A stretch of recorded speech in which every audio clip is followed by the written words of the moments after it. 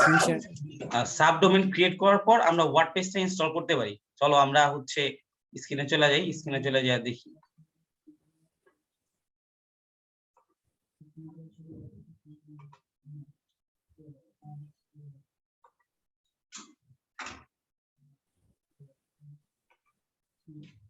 যাই হোক, দেখো আমরা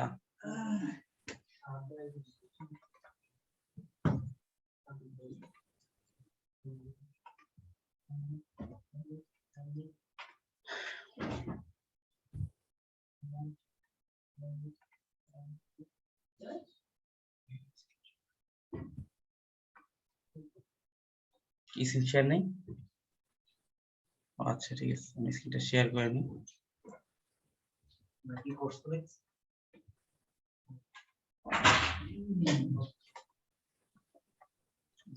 স্ক্রিনটাকে দেখতে পাচ্ছেন সবাই? হ্যাঁ হ্যাঁ ভাই। আচ্ছা, আমরা দেখবো হচ্ছে আমরা সি প্যানেল থেকে কিভাবে একটা সাবডোমেন ক্রিয়েট করতে পারি, তারপর হচ্ছে সাবডোমেনটা থেকে কিভাবে ওয়ার্ডপ্রেসটা ইনস্টল করতে পারি। ঠিক আছে?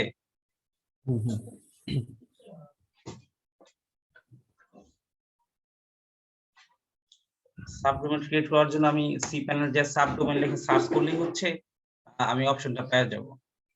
তারপর হচ্ছে এর মধ্যে ক্লিক করার পর সাবডোমেনের নাম দিতে হবে। মানে যখন হচ্ছে আমি একটা ডোমেন পারচেজ করব, মেন ডোমেনটা, তো মেন ডোমেনের আন্ডারে কতগুলা সাবডোমেন ক্রিয়েট করা যায়। তো আমাদের মেন ডোমেন হচ্ছে এটা।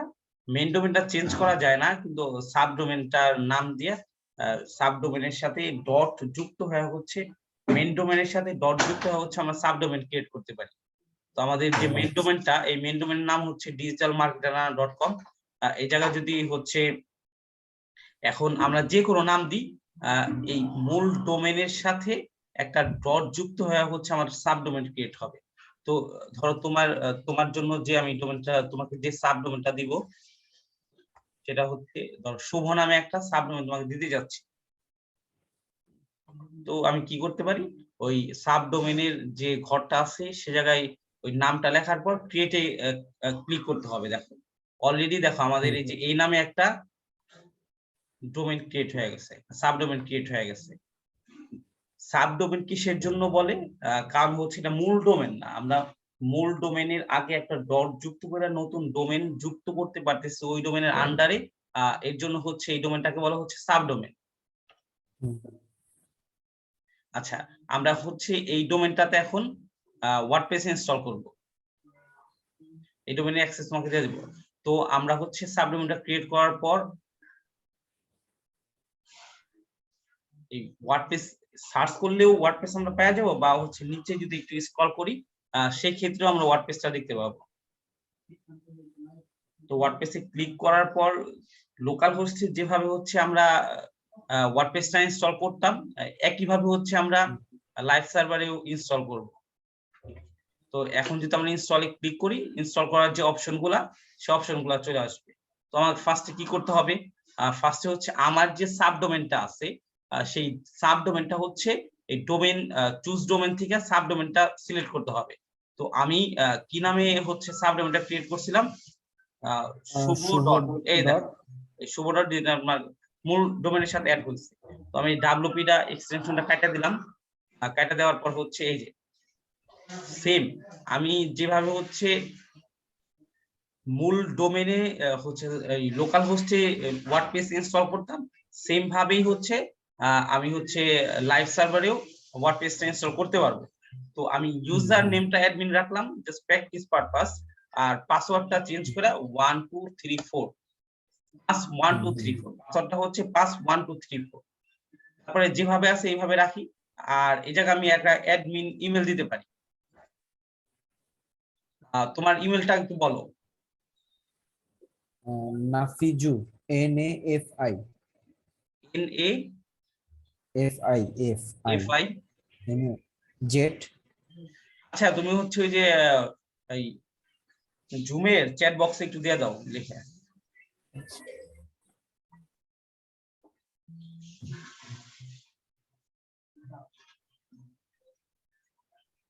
জুমের চ্যাট বক্সে দিয়ে দাও।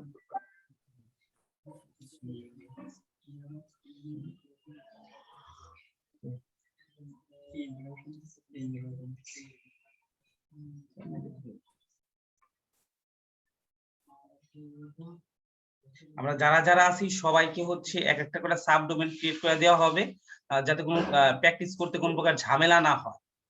আর লোকাল হোস্টে অনেক রকম ঝামেলা হয়, এই কারণে আমি চিন্তা করলাম লোকাল হোস্টে চেষ্টা করলাম, লোকাল হোস্টে যেহেতু আমরা পারলাম না, এর জন্য হচ্ছে আমরা লাইভ হোস্টে, লাইভ সার্ভারে হচ্ছে সবকিছু করে দিতেছি, যাতে আমি যখন প্র্যাকটিস করবো কোনো প্রকার ঝামেলা হবে না।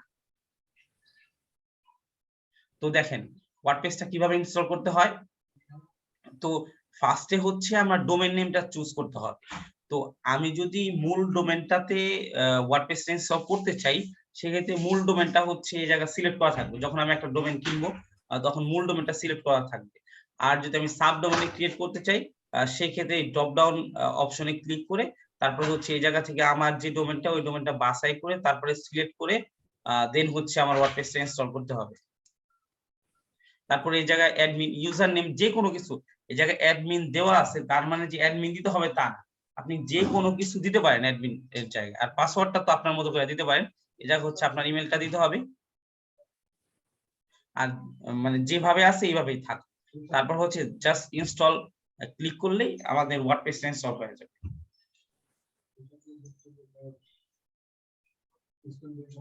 দেখেন আমার ওয়ার্ডপ্রেস ইনস্টল হয়ে গেছে। এখন যদি হচ্ছে এই যে আমরা এই লিংকটাতে ক্লিক করি, মানে এই লিংকটাতে ক্লিক করলে আমরা ওয়ার্ডপ্রেসের ড্যাশবোর্ডটাতে যেতে পারবো। আমি তোমাকে এই লিংকটা দিয়ে দিতেছি, লিংকটাতে ক্লিক করলেই এই ইউজার নেম পাসওয়ার্ডটাও তো তুমি জানো না, পাসওয়ার্ডটা বলতে হবে। আমি এই যে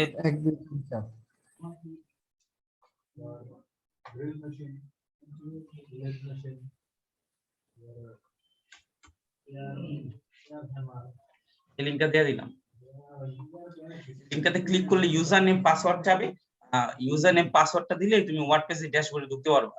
বুঝতে পারছো? আগে আমাকে সি প্যানেলে ঢুকতে হবে?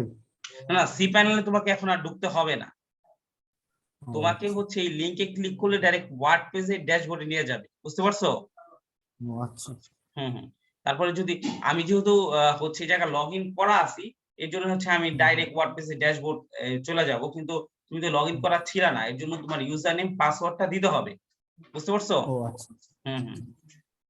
দেখো ইউজার নেম হলো অ্যাডমিন না?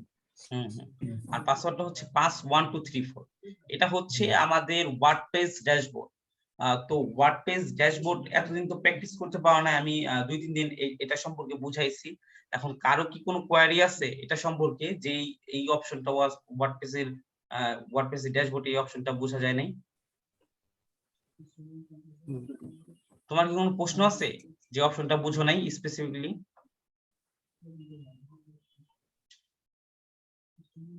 শুভ, আগেরবার তো ভালো মতো আচ্ছা তাহলে আমি আবার একবার কি রিভিউ করে দিব?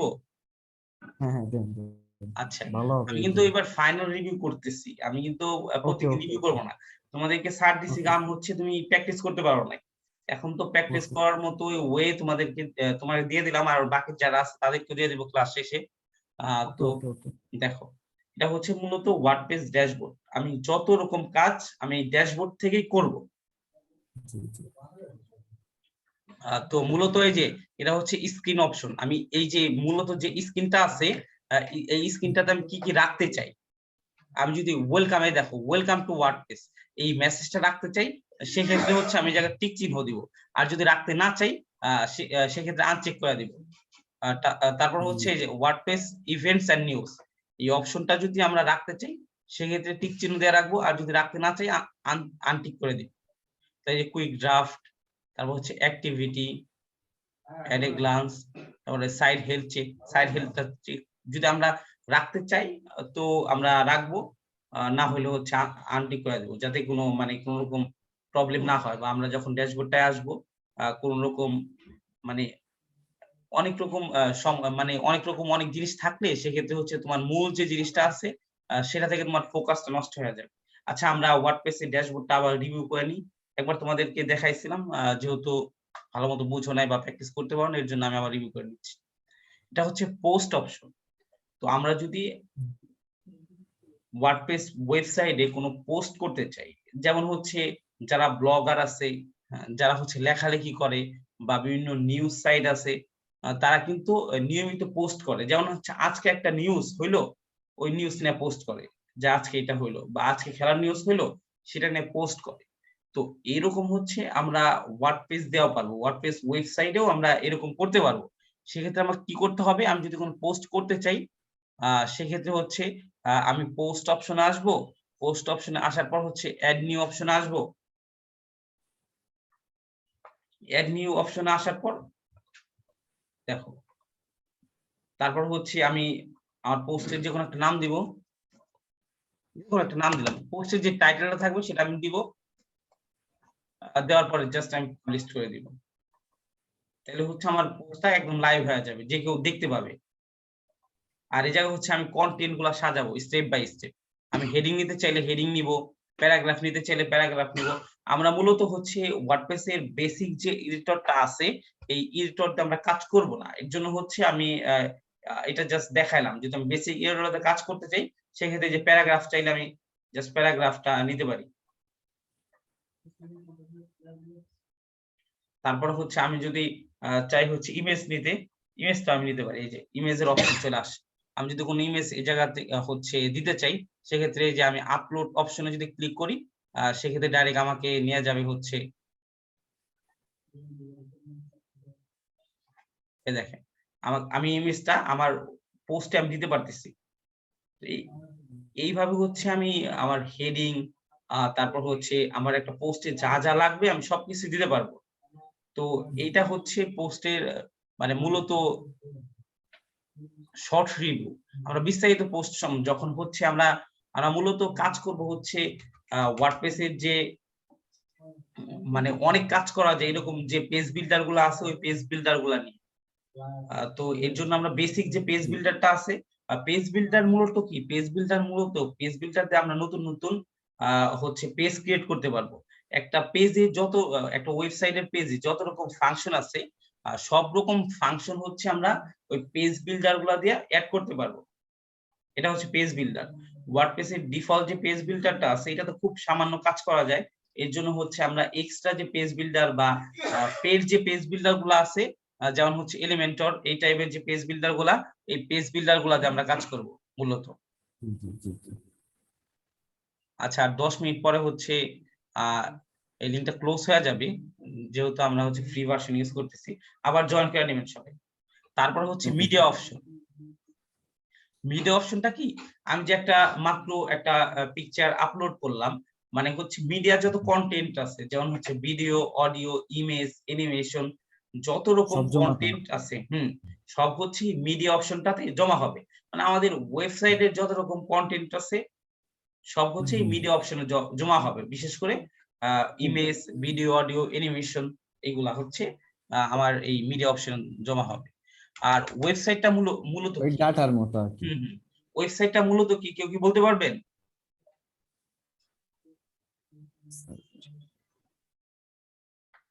মানে ওয়েবসাইট আমরা কিভাবে তৈরি করি, বা ওয়েবসাইট বলতে ওয়েবসাইটে কি থাকে, এই জিনিসটা কি বলতে পারবেন? আচ্ছা, কেউ যদি না বলতে পারে আমি বলতেছি। ওয়েবসাইট মূলত হচ্ছে কতগুলো পেজের সমষ্টি। মানে ওয়েবসাইটে কি থাকে, অনেকগুলো পেজ থাকে। তো ওয়েবসাইটের মূল উপাদান এটা হচ্ছে পেজ। মানে অনেকগুলো পেজ ক্রিয়েট করার মাধ্যমে, যদি আমরা ফেসবুকে যাই, দেখেন আমরা ফেসবুকে যদি যাই, ফেসবুকে আমরা প্র্যাকটিক্যালি যাই দেখতেছি। ফেসবুকে দেখেন, এটা হচ্ছে আমার প্রোফাইল। ফেসবুকে যদি আমরা আসি, দেখেন এটা হচ্ছে আমাদের হোম পেজ। ফেসবুক কিন্তু একটা ওয়েবসাইট, এটা হোম পেজ। এটা হচ্ছে একটা হোম পেজ। আর যদি আমি এটা ক্লিক করি, এটা হচ্ছে প্রোফাইল পেজ। তার মানে কি, ওয়েবসাইট মানে হচ্ছে অনেকগুলা পেজের সমষ্টি, যে জায়গায় হচ্ছে অনেকগুলা পেজ থাকবে। মানে পেজ ক্রিয়েট করার মাধ্যমে আমি ওয়েবসাইট গুলা ক্রিয়েট করতে পারবো। আমার হোম পেজ দরকার হলে আমি হোম পেজ ক্রিয়েট করব। আমার অ্যাবাউট আস পেজ দরকার হলে আমি অ্যাবাউট আস পেজ ক্রিয়েট করব। এর জন্য ওয়েবসাইটের যে পেজ অপশনটা আছে, ওয়ার্ডপ্রেসের যে পেজ অপশনটা আছে, এই জায়গা থেকে মূলত আমরা ওয়েবসাইটে গুলা কাজ করব। যে আমাদের হোম পেজ দরকার, আমরা কি করব, অ্যাড নিউতে ক্লিক করব। অ্যাড নিউতে ক্লিক করার পর হচ্ছে একটা টাইটেল দিব কোন নামে, মানে আমার পেজের নাম যেটা হবে সেটা দেওয়া হচ্ছে পেজ ক্রিয়েট করব। তারপর হচ্ছে যেহেতু এই পেজটাতেও হচ্ছে এই পাবলিশে ক্লিক করার পর আর পেজটা হচ্ছে লাইভে, মানে এই যে আমার টাইট না, বলো। টাইটেলটাই এই মানে না, মানে পেজের নাম হবে না? কি কি? টাইটেলটা কি পেজের নাম হবে না? ইটা হবে? টাইটেলটা হচ্ছে পেজের নাম হবে, আর নিচে হচ্ছে কন্টেন্ট। আমরা মূলত এই যে পেজ বিল্ডারটা আছে এটাতে কাজ করবো না, ডিফল্ট যে পেজ বিল্ডারটা আছে এর জন্য এটা আর ওই যে হুম হেডিংটা যেন কি হয়, মানে কি কি হিসেবে হয়? মানে হেডিংটা কি? একটা ওয়েবসাইট কি, একটা ওয়েবসাইট হচ্ছে কিছু হেডিং, কিছু ইমেজ, কিছু অ্যানিমেশন, হচ্ছে কিছু গ্রাফিক্যাল কন্টেন্ট, এই মিলাই হচ্ছে একটা ওয়েবসাইট। ধরো আমরা যদি দেখো এই যে আমাদের যে ঢাকা ওয়েব আইটি, আমরা যদি এই জায়গা যাই, হুম হুম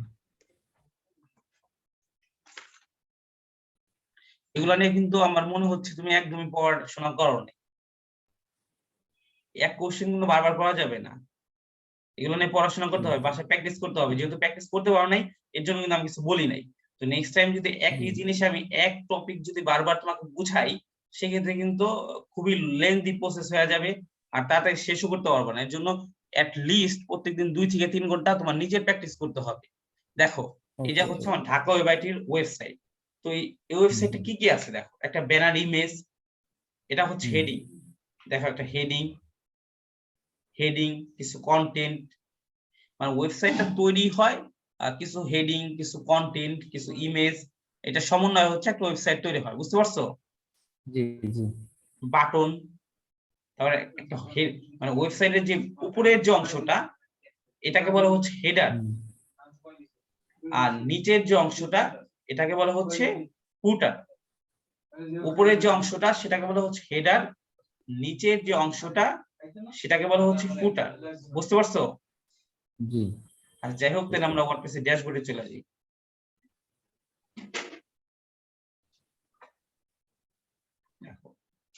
আমরা পেজ অপশনটাও দেখলাম, পেজ কিভাবে আমরা পোস্ট যেভাবে হচ্ছে তুমি করতে হবে, পেজটা সেম ভাবে করতে হবে। তো হচ্ছে তারপরে এই কমেন্টস, মানে তোমার ওয়েবসাইটে যদি কেউ কমেন্টস করে সেক্ষেত্রে এই জায়গা থেকে কমেন্ট গুলো তুমি অ্যাপ্রুভ করে দিতে পারবা, আর যদি তুমি ডিলিট করতে চাও সেক্ষেত্রে ডিলিট করতে পারবা। এটা হচ্ছে কমেন্টস অপশনের কাজ। আর অ্যাপিয়ারেন্সটা হচ্ছে ওয়েবসাইটের মানে ওয়ার্ডপ্রেস ড্যাশবোর্ডের মূল একটা অংশ, কারণ অ্যাপিয়ারেন্স হচ্ছে থিম, তারপর হচ্ছে মেনু, আরো কিছু বেসিক হচ্ছে কাস্টমাইজের অপশন আছে। তো থিম জিনিসটা কি, থিম জিনিসটা সম্পর্কে কিন্তু তোমাদেরকে বলছিলাম। থিম জিনিসটা কি বলতে পারবা শুভ? কি মানে মনে হচ্ছে তুমি একদমই প্র্যাকটিস করো না। থিম সম্পর্কে কিন্তু আমি খুব ভালো মতো বলছিলাম, এন্ড তুমি বলছিলা তখন, এখন তুমি বলতে পারতেছো না, তাই না? আচ্ছা, মানে ওয়ার্ডপ্রেসে আমরা কি করব, মানে আমরা যদি ওয়েবসাইট বানাইতে চাই সেক্ষেত্রে আমাদের কি দরকার হয়? একটা লেআউট, সুন্দর একটা লেআউট দরকার হয়। ওয়ার্ডপ্রেসে থিম সেই কাজটা করে। থিম কি করে? অনেক রকম থিম আছে, প্রিমিয়াম থিম আছে, ফ্রি থিম আছে। ওয়ার্ডপ্রেসে থিমটা কি করে? থিমটা হচ্ছে আমাকে একটা ওয়েবসাইটের লেআউট দেয়। দেখো আমরা যদি আমাদের বর্তমান যে ওয়েবসাইটটা আছে সেটা যদি আমরা দেখি, দেখো আমরা কি দেখতে পাবো। বর্তমান যে ওয়েবসাইটটা আছে এই ওয়েবসাইট দেখো এরকম, যেহেতু আমরা এখনো কাজ করি নাই। আমরা যদি এই থিমটা চেঞ্জ করি দেখতে পারবো আমাদের লেআউটটা চেঞ্জ হয়ে গেছে। আমাদের ওয়েবসাইটের যে লেআউটটা আছে, এখন যে থিমটা আছে সেটা হচ্ছে 2021। আমরা যদি 2019 দিই, এই 19 থিমটা অ্যাক্টিভ করি, সেক্ষেত্রে দেখো আমরা যদি রিলোড দিই, দেখো দেখো দেখছো, থিম চেঞ্জ করার সাথে সাথে আমাদের ওয়েবসাইটের যে লেআউটটা আছে লেআউটটা সম্পূর্ণ পরিবর্তন হয়ে গেছে, দেখছো?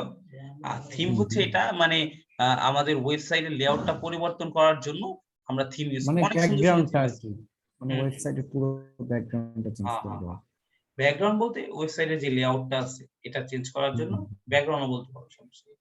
এটা হচ্ছে থিম। আর হচ্ছে কাস্টমাইজ অপশন, যে আমি কি করতে পারবো, আমার থিমের যে অপশন গুলা থাকবে সেই অপশন গুলো আমি হচ্ছে কাস্টমাইজ করবো হচ্ছে কাস্টমাইজ অপশন থেকে। থিমের কালার, তারপর হচ্ছে মেনু সেটিং, এরকম অনেক কিছু, বুঝতে পারছো? এটা হচ্ছে আমরা জি চেঞ্জ জি করব কাস্টমাইজ অপশন থেকে। আর উইজেট অপশনটা আমরা আজকে না দেখি, আমরা মেনুসটা দেখি। মেনু থেকে মেনুসটাও কিন্তু তোমাদেরকে দেখাইছিলাম। মেনুটা কি সম্পর্কে বলতে পারবা? মেনুটা হচ্ছে ওই যে মানে আইটেম মানে ই করব, মানে অ্যাড করব যেতগুলা, সেটা মেনু না? মেনুটা হচ্ছে ধরো তোমার ওয়েবসাইটের একটা সূচিপত্র। সূচিপত্র মানে কি, তোমার বইয়ে যেমন সূচিপত্র থাকে, সূচিপত্রতে কি থাকে যে তোমার এই চ্যাপ্টারটা এত থেকে এত পেজ, ওয়েবসাইটের যে হেডারটা আছে, উপরের যে অংশটা, এই দেখো উপরের অংশটাকে বলা হচ্ছে হেডার। তো আমরা মেনুটা কি কাজ করে, মেনু কিন্তু ফুটারে হইতে পারে। মেনুটা হচ্ছে আমার ওয়েবসাইটের যতগুলা পেজ আছে, সেই পেজগুলো হচ্ছে মেনুর মাধ্যমে আমরা হেডারে শো করতে পারি বা ফুটারে শো করতে পারি। এই যে যে অপশনটা দেখো, এই যে এটা হচ্ছে মেনু। মেনু। দেখো এই যে এই জিনিসটা হচ্ছে মেনু। আমাদের ওয়েবসাইটে যতগুলা পেজ আছে, যেমন হচ্ছে সার্ভিসেস পেজ আছে, পোর্টফোলিও পেজ আছে, ব্লগ আছে, কন্টাক্ট পেজ আছে। তো হচ্ছে এইগুলা হচ্ছে আমরা কি করছি, আমাদের মেনুতে শো করছি, যাতে হচ্ছে যারা ভিজিটর আছে তারা সহজে আমাদের কি কি পেজ আছে সেগুলো দেখতে পারে। মানে আমার ওয়েবসাইটের একটা সাইড ম্যাপ, আমাদের ওয়েবসাইটে কি কি আছে, কোন কোন পেজ আছে বা সহজে কিভাবে যাইতে পারে, সেটা হচ্ছে সেটা কাজ করে হচ্ছে মেনুর মাধ্যমে। মেনু কিভাবে অ্যাড করতে হয়, মেনু কিভাবে ডিলিট করতে হয়, সেইটাও কিন্তু তোমাদেরকে দেখাইছে। তোমরা তো কোনো প্র্যাকটিস করো না, প্র্যাকটিস না করলে কিন্তু আমি ক্লাস নিব না। আজকে যেহেতু প্র্যাকটিস করার অপশন ছিল না, এর জন্য আমি ক্লাস নিছি। আমি হচ্ছে আগে হোমওয়ার্ক নিব, তারপর হচ্ছে ক্লাস শুরু করব। আজকে কি ভিডিও করতেছেন? হ্যাঁ হ্যাঁ, ভিডিও করতেছি, দিয়ে দিব, সমস্যা নেই। ভিডিও আছে তাহলে সমস্যা নেই আজকে। আচ্ছা আচ্ছা। আর প্লাগইন কি, প্লাগইন সম্পর্কে কিন্তু বলছি। প্লাগইনটা কি বলতে পারবা, প্লাগইনটা কি?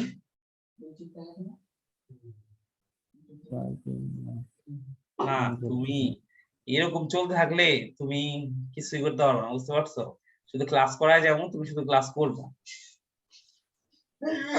প্লাগইনটা হচ্ছে আমাদের ওয়েবসাইটে অনেক সময় প্রয়োজন পড়বে, যে এক্সট্রা অনেক ফাংশনের প্রয়োজন পড়বে। তো এই ফাংশন গুলা হচ্ছে প্লাগইনের মাধ্যমে আমরা অ্যাড করব।